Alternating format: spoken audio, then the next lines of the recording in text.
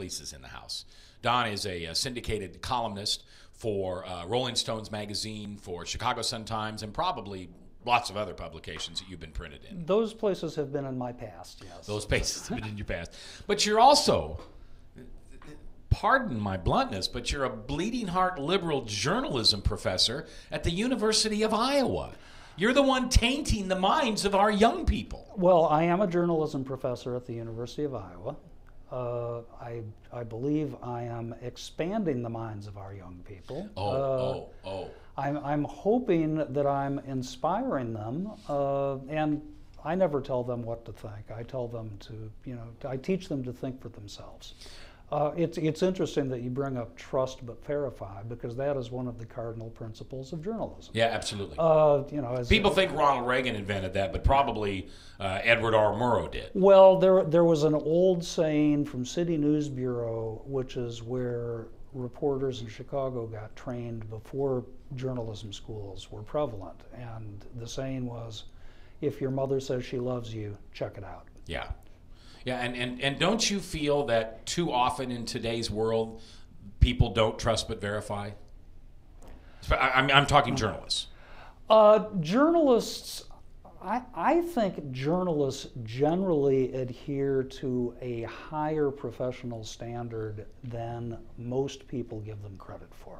I think that journalists are less polarized and politicized than the people who are standing in judgment of them. Really? And so people have a tendency to hear what they want to hear, see what they want to see, and as journalists, and we talked about this before, and I don't want you to twist it, but we're always on the side of the good story. Yeah. Not making up the story, but Right. finding the good story.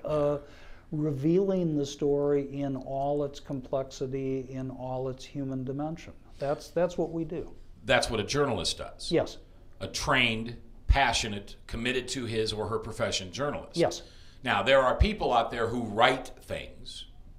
What's the current term? Blog. Right. You and I have been blogging long before the term was ever invented.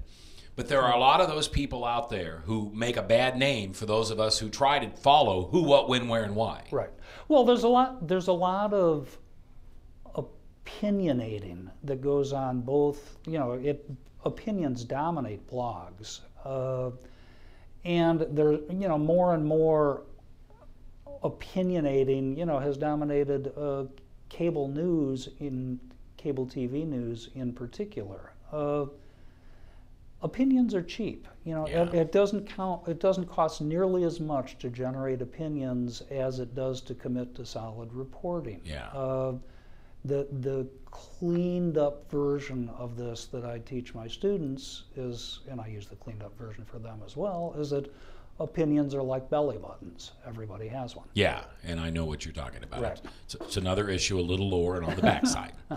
But when I was in journalism school at the University of Nebraska, probably about the same time you were. I'm 51. I think you're probably about the same age, maybe a little younger than I am. Mac, I've got a good 10 years on you. I'm 60 years old. Are you really? I really am.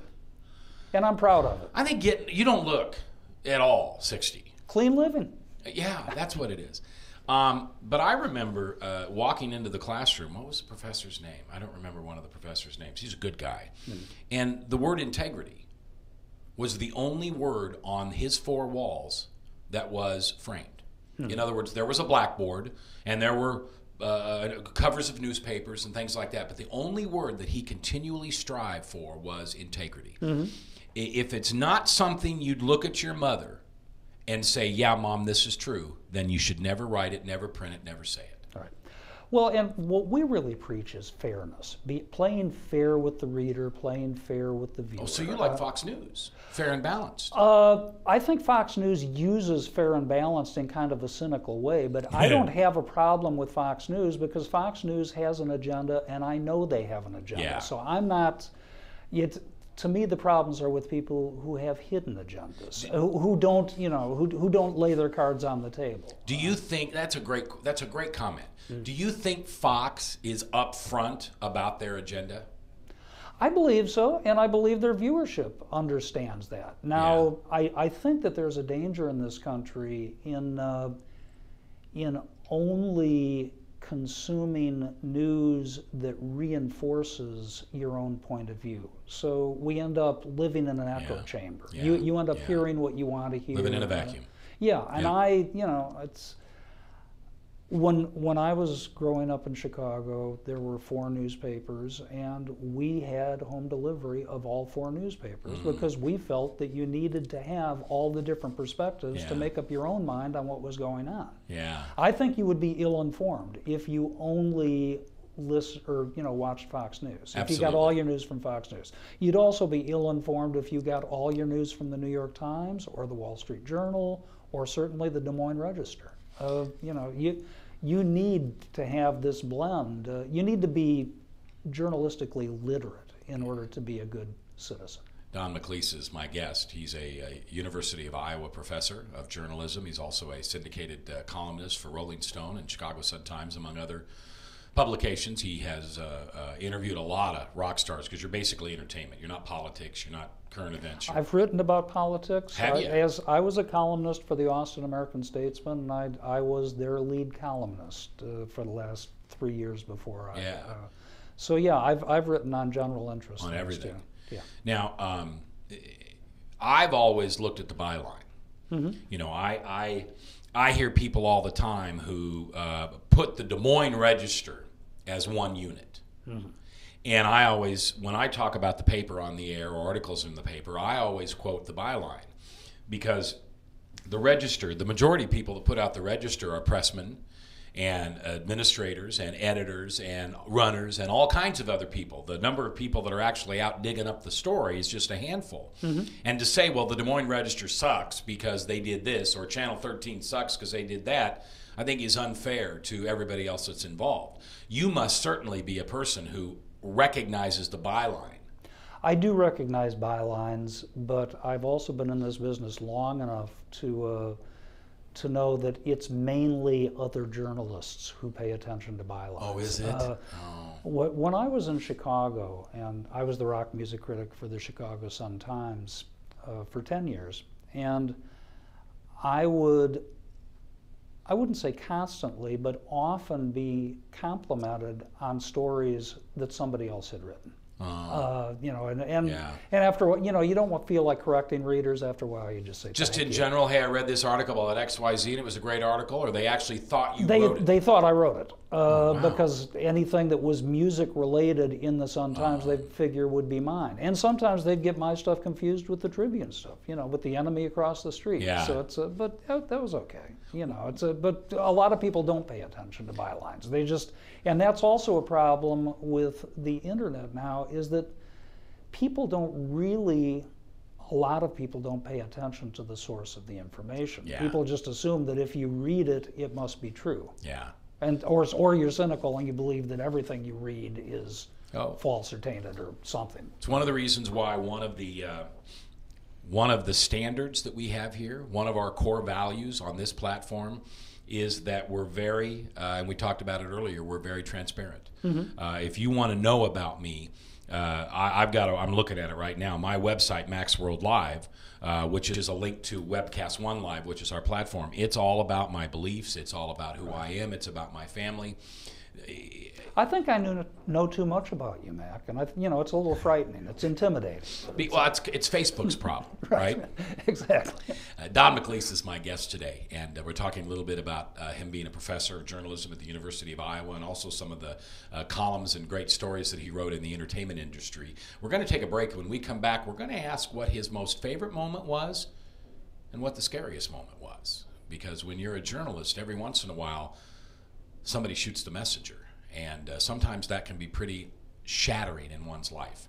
And a little bit later, we're going to talk about Don's family, and you have 2 amazing daughters. Yes, I do. And one that's getting married or got married. Getting married in May. Okay, and that's Kelly. That's Kelly. But you've got a very special princess in a young lady by the name of Molly. Molly as well. And Molly didn't get mentioned the last time I was here, which is why I had to force my way back into the studio and demand at gunpoint. At gunpoint. At gunpoint, he could have been dressed in a postal uniform and it would have been the same. We'll talk about that and more when we come back. It's 13 minutes after the hour if it's live, and it's in central Iowa. That's 13 after 10. If not, thanks for tuning in. My name is J. Michael McCoy. I love my job, and I couldn't do it without you right here at MaxWorldLive.com.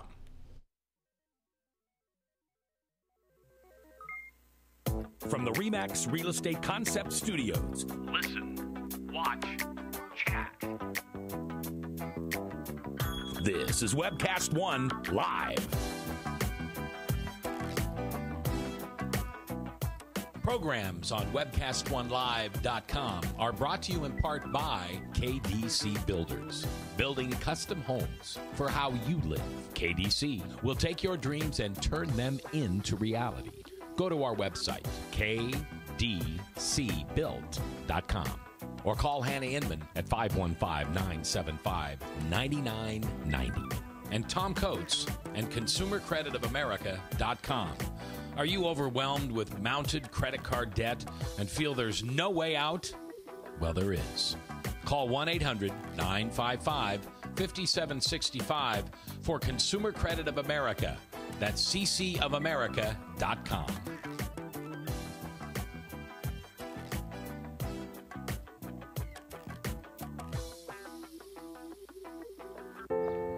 The Kincaids live here. Across the street, the Padillas. Ben and his family live here too. Ben's a RE/MAX agent, and he's a big part of this community. There are lots of reasons why RE/MAX agents average more sales than other agents. Experience, certainly. But maybe it's also because they care about the markets they serve and the neighbors who rely on them. Nobody sells more real estate than RE/MAX.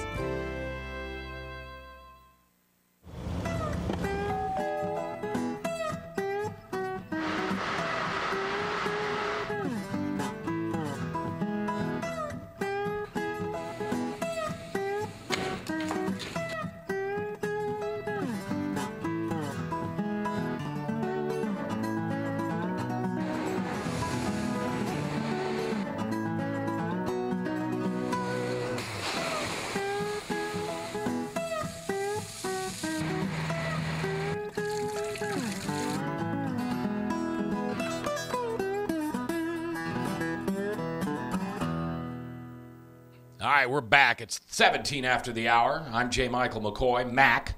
This is MaxWorldLive.com, and you're probably watching this on WebcastOneLive.com. We are growing. In fact, we are blessed in the fact that we are adding more shows. When the first of the year comes around, there are about a half a dozen brand new shows that are going to begin. Sports-related, parenting-related, lifestyle-related, some politics. I don't talk about this very often, but let me tell you for a moment. Let me invite you to think about having your own show. Now, you may think, oh, I could never do that. I could never do what you do, Mac. Yeah, you could. Pick the subject that you're most passionate about. Do a little prep work. You can't just walk in and do what we call mailing it in. You got to think about it. But it's one of the greatest gifts and greatest joys that you could ever have in your life. If your passion is ministry, this is a great platform for your ministry. If your platform is music, it's a great platform to share the stories between musicians. If your passion is home, family, friends, what a great conversation to have with all of the people that are important to you in your life. It is a business. There's a way for you to monetize it and maybe even make a little money for your time. But most importantly, it's a way for you to pursue your passions. If you're interested, do not think for 1 minute you're not good enough, you don't have anything to talk about, or you don't have the time. We'll figure that out. If you're interested, you know how to get a hold of me. I'd love to hear from you. Today, my guest is Don McLeese. Don is a syndicated columnist from the Chicago Sun-Times and Rolling Stones, entertainment of late, even though you did some political writing and things like that before. He's also a professor of journalism at the University of Iowa. Now, and I don't need you to comment about what's going on at the University of Iowa, but when things like this happen in the sports program, does it have a ripple effect through the journalism department, the medical school, or does the sports department just kind of stand on its own? Well, it certainly has a ripple effect through the journalism department because the journalism, I mean, not the journalism department, but we have a close relationship with the Daily Iowan, and the Daily Iowan will consider that to be one of its stories. You guys, I never thought about that. The people the kids that are in your classes are the staff members. Yes. Wow. Yeah. Okay. So. Wow, I never put those two and two together. These are the kinds of times that where they go